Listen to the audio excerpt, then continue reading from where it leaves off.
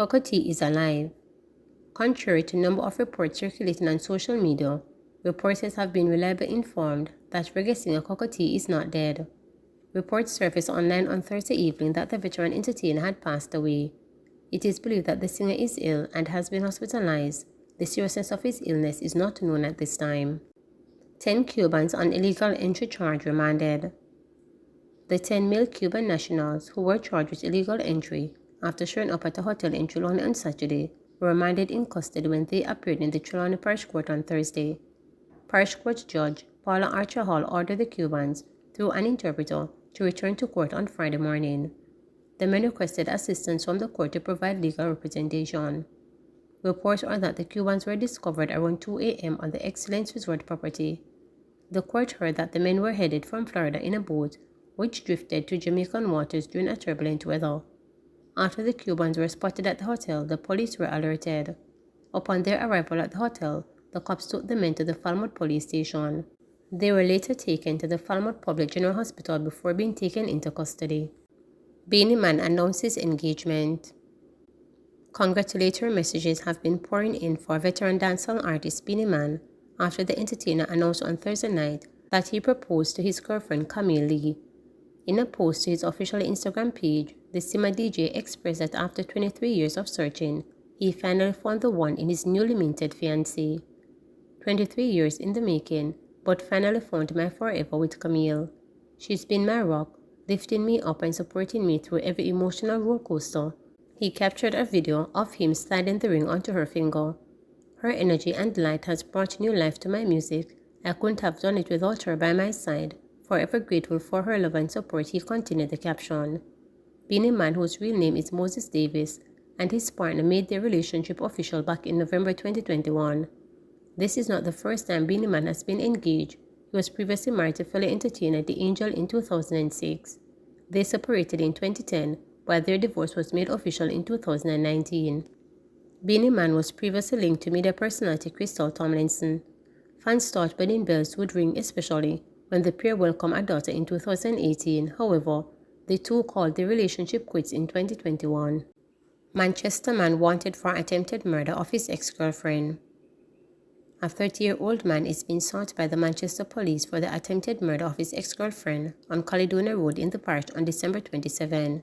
He is Romain Biggs of Top Hill District, Kendal, Manchester. The police say about 10 p.m., the woman was at work when she was pounced upon by Biggs, who was armed with a machete. He allegedly used the machete to chop her several times before escaping. The police were alerted, and she was taken to hospital where she was admitted in serious condition. The Mandeville police are urging Biggs to turn himself in immediately. Meanwhile, the police is asking anyone with information that can assist them with their investigations to contact them at 876-962-2832, Police 119 emergency number, Crime Stop at 311, the NIB tip line at 811 or the nearest police station. St. Catherine mother and 3-year-old daughter reported missing. The police are seeking the public's help to locate a St. Catherine mother and her 3-year-old daughter who have been missing since New Year's Day. Being sought are 43-year-old Melissa Mitchell and Nicanardo Mitchell, both of Golden Acres in Spanish Town. Melissa is of dark complexion and medium build, and her daughter is of dark complexion. The police report that Melissa and her daughter were last seen in their community and have not been heard from since. Their mode of dress at the time they went missing is unknown. Anyone with the whereabouts of Melissa Mitchell and her daughter is asked to contact the Caymanas Police at 876-988-1719, Police 119 emergency number or the nearest police station. Public sector dental surgeons warned of industrial action over outstanding compensation issues. One of the unions representing dental surgeons in the public sector is warning that the workers may embark on industrial action if outstanding compensation issues continue to be unsettled by the government. The Union of Clerical Administrative and Supervisory Employees UKs has accused the Ministry of Health and Wellness and the Ministry of Finance and Public Service for dragging their feet on finalizing an outstanding compensation review for dental surgeons. Over 100 dental surgeons are represented by UKs. The union says negotiations have been outstanding since April 1, 2022, and that the parties have had several meetings. However, despite promises and assurances, the doctors have no response from the Ministry of Finance and the Public Service, it stated. Last November, disgruntled dental surgeons mounted protests to register their dissatisfaction with wage negotiations with the government. In a statement on Thursday, UK's President Vincent Morrison stated that there should be negotiations that are being dragging out into next week. The doctors will take industrial actions to have their compensation review settled. Meantime, President of the Jamaica Association of Public Dental Surgeons, Dr. Vanessa Kin, has described the situation as unacceptable.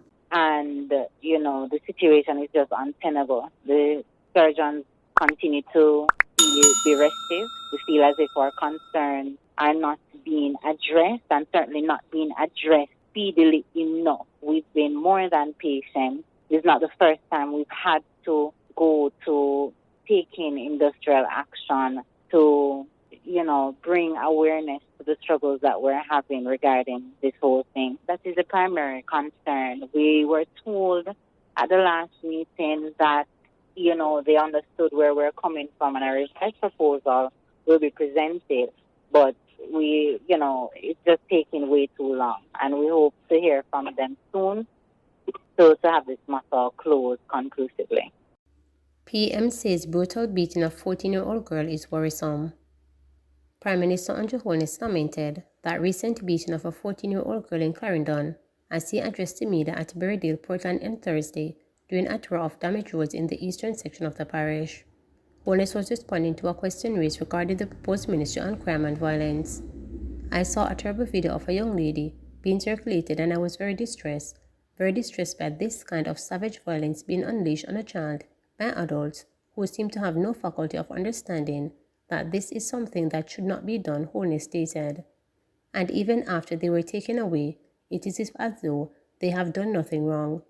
It confounds me how people can be so brutish to each other. It is worrisome, he stated. 6 females ages 15 to 52 are currently in police custody awaiting charges for their involvement in a mob attack on the teen.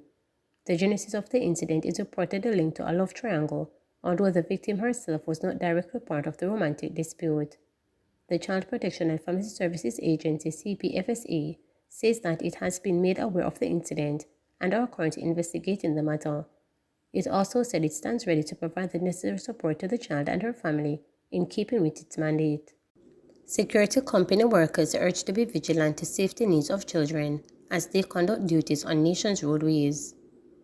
Workers attached to the security companies are being encouraged to be vigilant to the security needs of children as they conduct their duties on the nation's roadways. Founder of advocacy group Hear the Children's Cry, Betty Ann Blaine, says this group of workers traverse the country of various hours, including at night.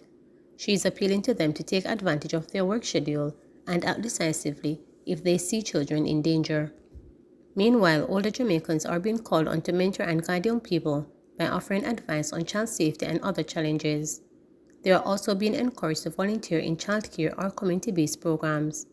Ms. Blaine said if Jamaica is to see a reduction in the number of children being harmed or killed this year, a collaborative approach is needed. Security companies that have vehicles on the roads all the time. With the eyes and ears, vehicles are on the roads 24/7. Look out for the kids. If you see something that looks a little unusual or a child may be in trouble, whatever, call the police. But be more proactive in protecting our children. A lot of our retirees were teachers, were educators, professionals in one way or another. Let's utilize their services to support children and families for this 2024 year for our children.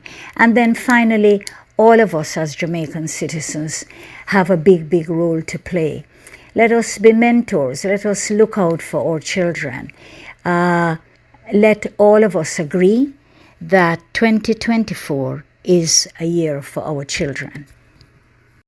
Family school community mourns sudden death of St. Elizabeth teacher.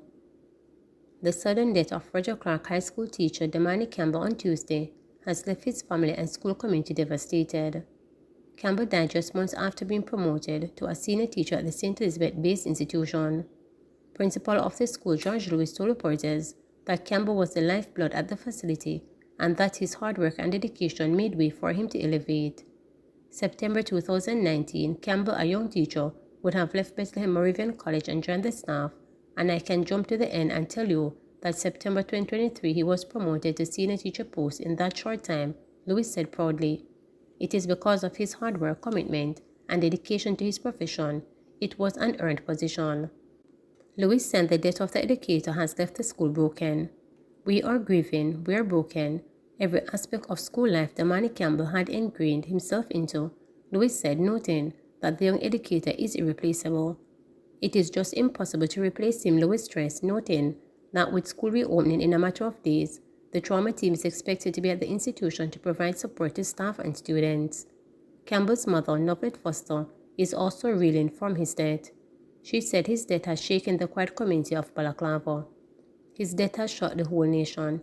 It is just shocking to see everyone, the distraught mother said, adding that she last heard from her son on New Year's Day when he called to wish her Happy New Year. Little did she know that would have been the last conversation. He was not here New Year's Day, and he called me and wished me all the best, the mother said. Foster said she was at home on Tuesday when she got a call that her son was in Mandeville Hospital. She said she moved swiftly, but was met with the sad news of his passing when she got there. She told reporters that her son reported a collapse while preparing breakfast with his spouse in Mandeville.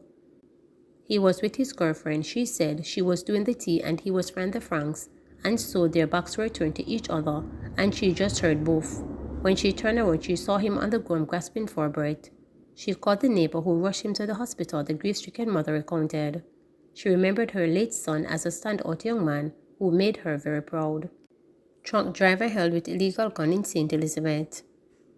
A 35-year-old truck driver from Clarendon is in custody following the seizure of an illegal gun during the police operation on Newmarket Road in St. Elizabeth on Wednesday. Ricardo Romain Thompson, also called Raw Dog or Omar, of Logic Green District, Sanguinity, has since been charged with possession of prohibited weapon and unauthorized possession of ammunition. The St. Elizabeth police say a vehicular checkpoint was established along the Newmarket Main Road and a white 2010 Toyota Allian motor car was signaled to stop. Thompson complied, and during a search of the car, one black and silver Smith & Wesson pistol with serial number not visible was reportedly found. The police said the weapon contained 17 rounds. The vehicle was seized and Thompson detained. Please remember to subscribe, like, share, and click the notification bell for daily updates.